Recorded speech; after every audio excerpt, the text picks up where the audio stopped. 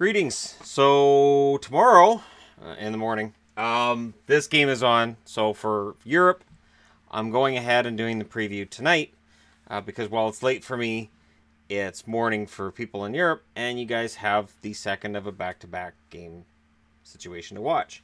So let's go ahead and jump right into this with the Vancouver Canucks are at home against the Colorado Avalanche. Colorado 7-4-2, coming off of a huge blown lead against Calgary, and now you get the 8-6 Vancouver Canucks. And the Canucks have to be feeling pretty good about themselves right now. The confidence level has to be high, even though we're still dealing with a lot of injuries on that Vancouver team. On Colorado, your leading scorer is still Mikko Rantanen, held off the scoring tonight, 5 goals, 16 assists. McKinnon also held off the score sheet tonight, 9 goals, 9 assists. Landeskog, who did get on the score sheet, 11 goals, 6 assists. Barrie now has 10 assists, no goals to go with that.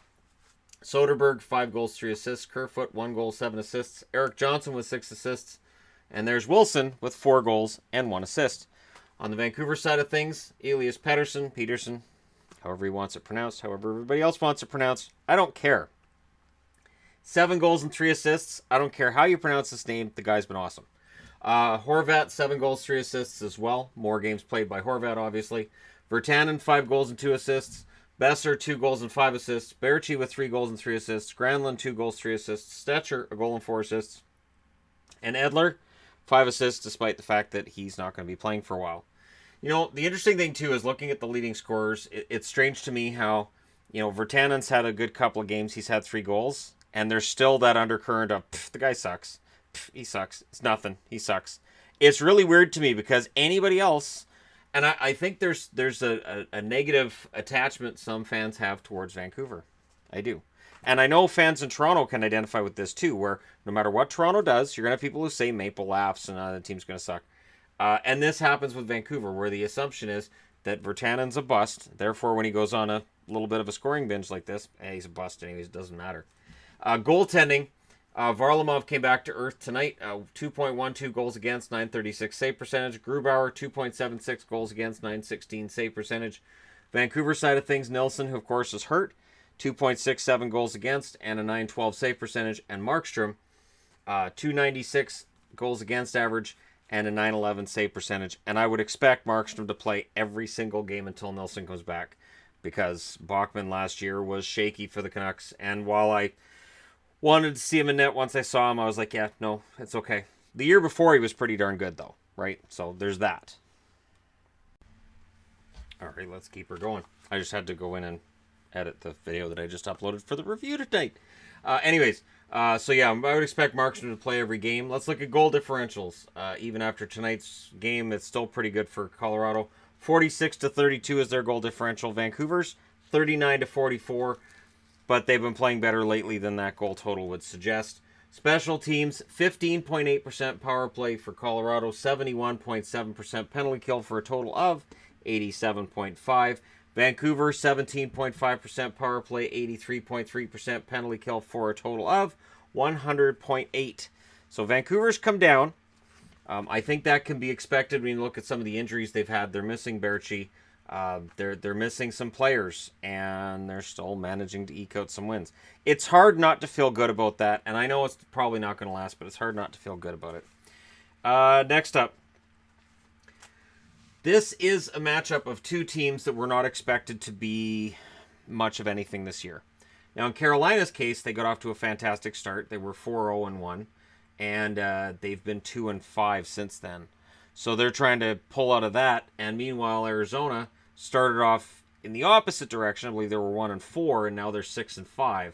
So it's quite the opposites we've got going on here. And will Arizona continue the upward trajectory? And is this going to be another frustration for Carolina? That's going to be interesting. Sebastian Aho, 4 goals, 13 assists. He is an assist machine for Carolina. Michael Furland, 7 goals, 8 assists, or 7 goals, 4 assists. Teravainen has the 8 assists to go with 3 goals. Williams, 1 goal, 7 assists. Stahl with 4 goals, 3 assists. Fogle with 3 goals, 2 assists. Dougie Hamilton, 2 goals for him now and 3 assists. So 5 points in 12 games. I think they probably would have wanted a little bit more out of him, but so far it's working out okay. Falk with a goal and 4 assists. And of course, there are a lot of rumors about them being in on Nylander, and oh well, they want Nylander, and well, clearly if they want Nylander, it's going to be a defenseman. It just drives me nuts. It does. That's why I haven't done a video on it, because it drives me insane. Just all of this speculative stuff, for lack of a better term. Anyways, on the Arizona side of things with scorers, Keller 5 goals 3 assists, Henestroza 3 goals 3 assists, Stepan with 2 goals 4 assists, Ekman Larson 1 goal 5 assists, Richardson 3 goals 2 assists, Grabner with 2 goals 3 assists, Fisher with 4 goals, and Galchenyuk a goal and 3 assists for 4 points in 4 games. And I know Montreal fans are excited about Max Domi. You know what? Arizona fans should be excited about Galchenyuk. Both players have played well. Galchenyuk, again, only has played 4 games, and he's already in their top 8 scorers. And it's nice to see Arizona with some actual scoring totals to report on. Goaltenders, this is where it gets really interesting. Carolina, 2.76 goals against average for McElhinney, 892 save percentage. Peter Mrazek, 2.58 goals against average, 887 save percentage. Darling, 1 game, 3.12 goals against, and a 903 save percentage. So, Darling, I guess, is the best stats of the 3, and I would expect he'll play tomorrow. Antti Ranta, 1.99 goals against, 925 save percentage. Darcy Kemper, 1.34 goals against and a 957 save percentage. Have I mentioned Arizona's goaltending's been pretty solid this year? Both goalies with goals against average below 2. Hasek would be impressed with those numbers. Goal differentials, Carolina's at 35 goals for and 34 goals against. And if you look at shot differentials, that's inexcusable that they're only 1 goal more than they've allowed. Arizona's scored 30. They've allowed 21. Keep in mind, that's 30 in 11 games. Now they're up to almost 3 goals a game. We were talking about them scoring 0.6 goals per game about 2 weeks ago. So it has really improved for Arizona. There's a lot of excitement right now for the Coyotes, and we'll see if they can maintain it. Special teams. Carolina, it's not a special. 14.3% power play, 66.7% penalty kill for a total of 81. And Arizona, 12.9% power play, amazing 90.6% penalty kill for a total of 103.5. That's crazy. And that is in part because of the fact that Ranta and Kemper have been so lights out and their defense has been solid in front of them. This is an underrated team in Arizona is what I'm saying.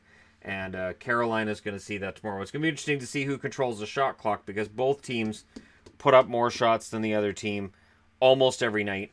And it'll be interesting to see who controls that part of the game. Next up, and finally, Florida and Winnipeg. Of course, this game's first thing in the morning. The sad sack Florida Panthers 2-5-3. When is Florida going to stop getting off to slow starts? This is a regular thing now. Winnipeg's 8-4-1, and Winnipeg has to feel confident going into this game tomorrow. This has got to feel like, all right, we can do this, and they'll probably want to jump on Florida early. Offensively, Dadonov leads the way for Florida with 5 goals, 6 assists. Keith Yandel with 2 goals and 8 assists. Barkov, 2 goals and 7 assists. Hoffman, 5 goals, 3 assists. Trocheck, 3 goals, 5 assists. Huberdeau, 2 goals, 6 assists. Bukestad, 2 goals, 3 assists. And Vetrano with 3 goals. Their offensive numbers are not bad. They really aren't. Dadonov is on a nice hot streak. Hoffman's looked pretty darn solid the last few games. 8 points in 10 games for Hoffman is excellent. Barkov 9 points. Yandel's a point a game. It's at the other end of the rink that they're having a problem. Winnipeg, their leading scorer is Blake Wheeler with 2 goals, 12 assists. Scheifele, 6 goals, 7 assists. Connor, 6 goals, 5 assists. Buffalo with 2 goals and 8 assists. And look who moved up since last night's preview. It's Patrick Laine, 6 goals and 2 assists. He could very well have another hat trick tomorrow. It wouldn't surprise me if he did. Morrissey and Trouba both get a goal and 6 assists so far this season. And Lowry is number 8 on the list with 4 goals and 1 assist. So pretty impressive numbers all around for Winnipeg, considering that Line A hasn't been on the first line, and now suddenly he's producing. All he had to do was go home to Finland. Just every couple of weeks, play a game in Finland, he'll be fine. Goaltending, this is where the issue is. Hutchinson, 839 save percentage of 4.17 goals against. Reimer, 3.36 goals against and an 885 save percentage. Okay, I went and took a quick look, and there's no confirmation on goaltenders other than Grubauer starting tomorrow night for Colorado because Varlamov started tonight in Calgary. So I don't have a confirmation on who's starting for Florida. Be interested to see who it was.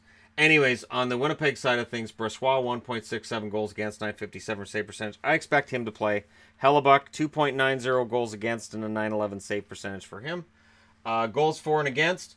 Florida scored 29. They've allowed 37. That's a problem. 37 against in 10 games is a problem. Their power play is at 15.6%. Penalty kill 70.3% for a total of 85.9, or not quite good enough. On the Winnipeg side of things, they've outscored their opposition 39-34. Their power plays at an impressive 31.7%. Their penalty kill also impressive 82.6. And overall, they're at 114.3. So they have the best special teams numbers on the board. And the worst on the board is Carolina. And I've shown that it directly hurts Carolina, where Carolina's plus minus of power play goals for and power play goals against was -8 the last time I calculated it. Anyways, we'll see how this turns out tomorrow. Again, this game's early morning. These games are later on, so it'll be a nice break in between games once this one's over. But let me know your thoughts in the comments section below as always. Don't forget to hit like and subscribe if you're browsing your way through. You just happened upon this video. And hey, thank you guys so much for watching. I'll talk to you again soon.